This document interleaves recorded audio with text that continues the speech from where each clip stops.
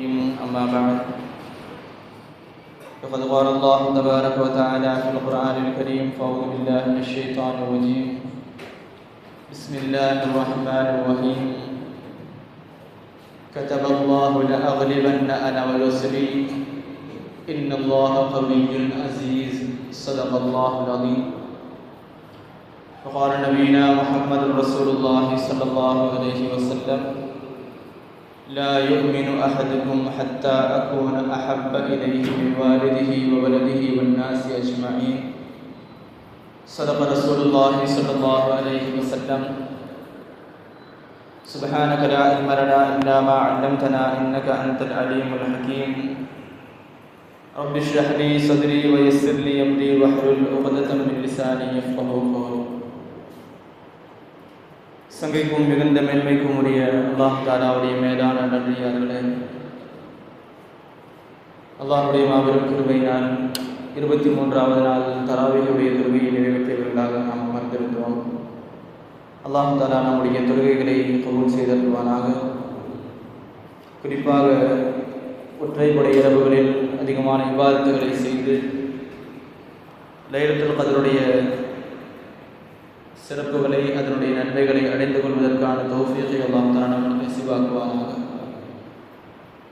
சகைக்குரியவர்களே,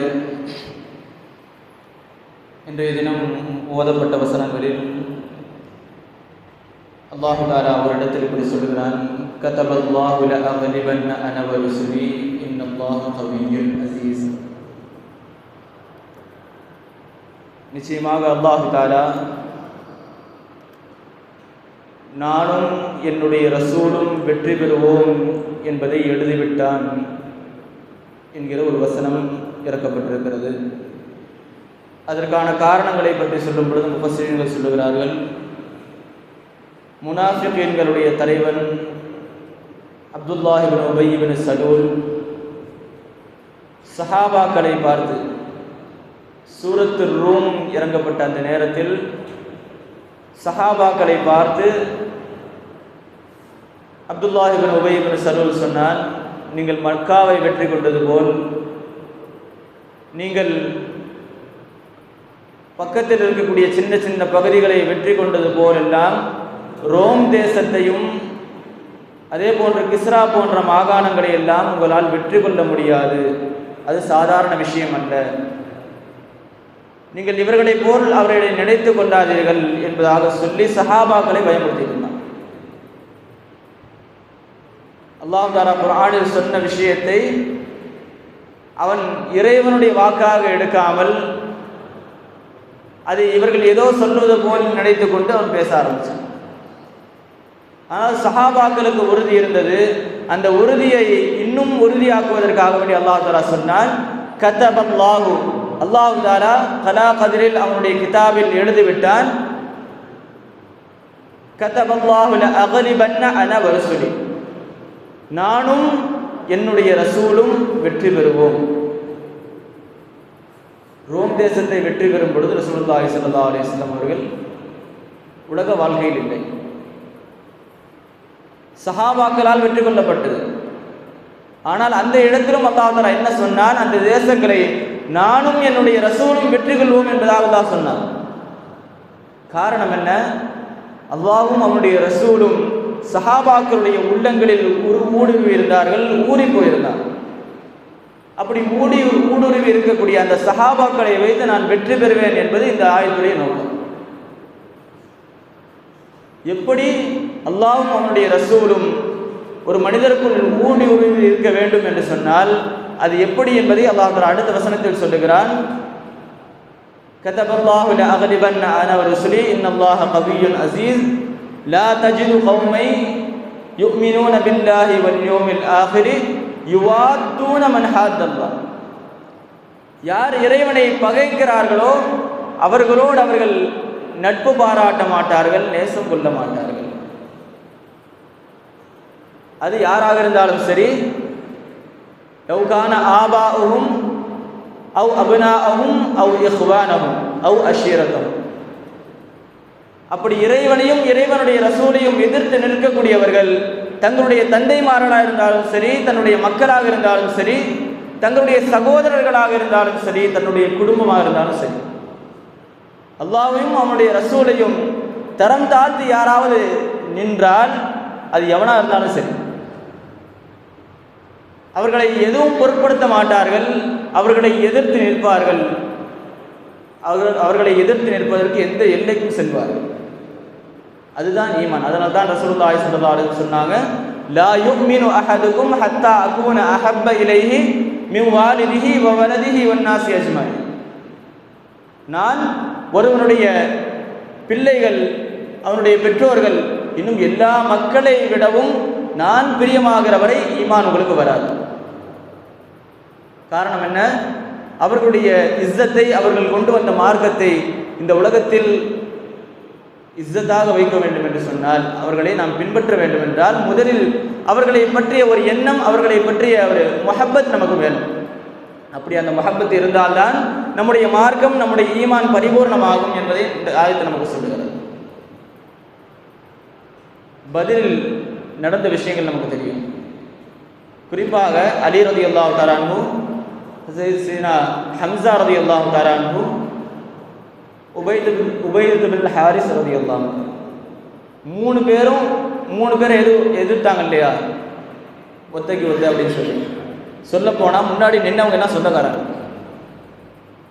நெருங்கின சொந்தம். ஆனால் அல்லாஹ்வுடைய ரசூலை எதிர்த்ததினால் இவங்க எதிர்த்து நின்னாங்க. அதே போன்று பத்ருடைய காலத்தில் இன்னொரு சஹாபி, அவர்கள் யாரை வெட்டினார்கள் என்று சொன்னார், அவருடைய தந்தை. இன்னும் சொல்ல போனால் பல வரலாறுகள் இப்படி எழுதுறாங்க, யாரெல்லாம் எதிர்த்து நிற்கிறாங்களோ, குறிப்பாக சொல்ல வேண்டும் என்றால் சஅத் இப்னு அபி வக்காஸ் ரலியல்லாஹு தஆலா மக்கால இருக்கும் பொழுது ஒரு 17 வயசுல இஸ்லாத்துக்கு வர்றாங்க. அதற்கு முன்னால் வரை தன்னுடைய தாயே உலகம் என்று வாழ்ந்தவர்கள் சஅத் இப்னு அபி வக்காஸ் ரலியல்லாஹு தஆலா. அவங்க தாயை மீறி ஒன்றும் பண்ண மாட்டாங்க. அப்படி இருந்த பொழுது ரசூலுல்லாஹி ஸல்லல்லாஹு அலைஹி வஸல்லமுடைய தீனை ஏற்றுக்கொண்ட செய்தி தாய்க்கு வரும் பொழுது தாய் கடுமையாக சாடுகிறார்கள். எந்த அளவுக்கு என்றால், நீ அந்த தீனை விட்டு மாறி வரவில்லை என்று சொன்னால் நான் சாப்பிட மாட்டேன், நீ அந்த தீனில் இருக்கிறவன் நான் சாப்பிட மாட்டேன்னா. வந்து பார்த்துட்டு போகிறாங்க, சாப்பிடல, ரசூலுல்லாஹ்ட்ட போயிட்டாங்க. யார் சொல்ல சாப்பிட மாட்டேங்கிறாங்க, போய் சாப்பிட வைங்கன்னா ரசூலுல்லாஹ் போய் கொடுத்து பார்க்குறாங்க. கடைசியில் அவங்க சொன்ன வார்த்தை, யா உம்மா லவ் கானத் லகி மிஅத்து நஃப்ஸின், தாயே உங்களுக்கு 100 உயிர்கள் அல்லாஹ் தஆலா கொடுத்திருந்து, அந்த 100 உயிரில் ஒவ்வொரு உயிரும் உங்களை விட்டு போவதை நான் கண்டாலும் சரி, முஹம்மது ரசூலுல்லாஹி ஸல்லல்லாஹு அலைஹி வஸல்லம் தீனை விட்டு நான் வரமாட்டேன். இதுதான் ரசூலுல்லாஹி ஸல்லல்லாஹு அலைஹி வஸல்லம் சொன்னாங்க. அந்த அளவுக்கு நமக்கு பிடிப்பு வேணும். அப்படி வந்தாதான் நம்முடைய ஈமான் பரிபூர்ணமாகும். அதை விட்டு தாய், என்னுடைய சகோதரன், கூட படிக்கிறவன், அதே மாதிரி கூட இருக்கிறவங்க அப்படின்னு சொல்லி நம்ம ரசூலுல்லாஹி ஸல்லல்லாஹு அலைஹி வஸல்லமுடைய இஸ்ஸத்தை விட்டு கொடுத்து சென்றால், யார் ரசூலுல்லாஹி ஸல்லல்லாஹு அலைஹி வஸல்லம் அவர்களை பற்றிய தவறான சிந்தனையோடு, தவறான ஈமானோடு இருக்கிறானோ, அவனோடு நாம் பயணித்தால், அவனோடு நாம் நட்பு பாராட்டினால், ஒரு விதத்தில் காஃபிர்களை கூட நம்ம எடுத்துக்கலாம். காஃபிர்களோடு பேசுகிறோம், பழகிறோம் இல்லையா, அது கூட ஒரு விதத்தில் போயிடும், அவங்க மார்க்கத்திலே இல்லை.